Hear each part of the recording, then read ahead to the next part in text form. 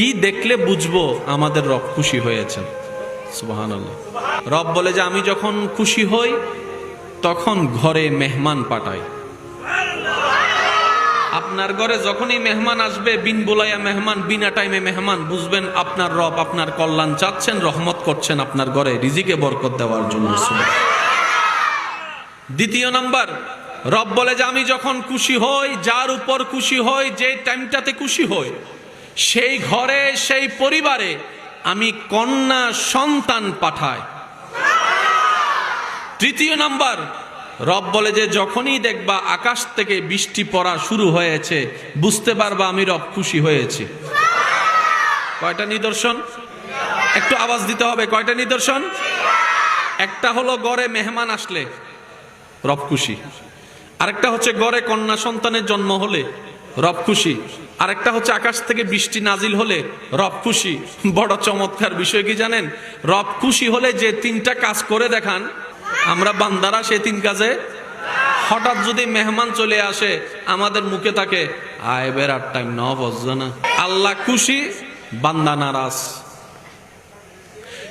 কারো ঘরে যদি কন্যা সন্তান হয়, অনেক মানুষের মুখের মধ্যে আর লাগাম দেওয়া যায় না, বারবার বলতে থাকে যে এই ফেটের মধ্যে মনে হয় ছেলে হবে না, সব মেয়ে হবে, মেয়ে হবে, হাজার রকমের কথা। কথা বলেন ঠিক কিনা? আরেকটা হলো বৃষ্টি, সব রেডি টেডি হয়ে বের হওয়ার জন্য প্রস্তুতি নিলেন, এমন সময় আচম্বিক বৃষ্টি। আপনার আমার আকাশের দিকে তাকায় একটা কথা বলি, আয় বেড়ার টাইম না ফাদে। কথা বলেন ঠিক কিনা? তাহলে আজকে থেকে অন্তত এই তিনটা বিষয়ে আমরা আলহামদুলিল্লাহ বলে খুশি থাকার চেষ্টা করব। সবাই বলি ইনশাআল্লাহ। কারো যদি দেখেন যে ঘরে মেহমান এসেছে, প্রথম কথা বাজার থাক না থাক, আপনি প্রথমেই বলবেন আলহামদুলিল্লাহ।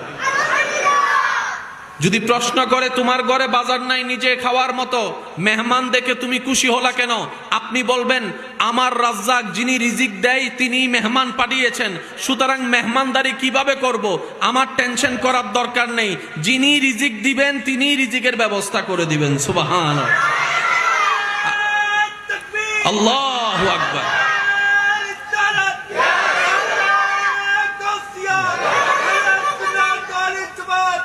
উচ্চ আওয়াজ একবার বলেন মারহাবা।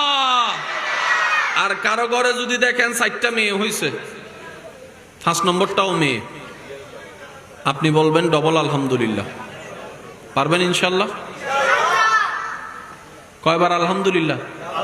ডবল বলেন কয়বার? আমার মাইকের আওয়াজ শুনছেন এমন কোন দাদা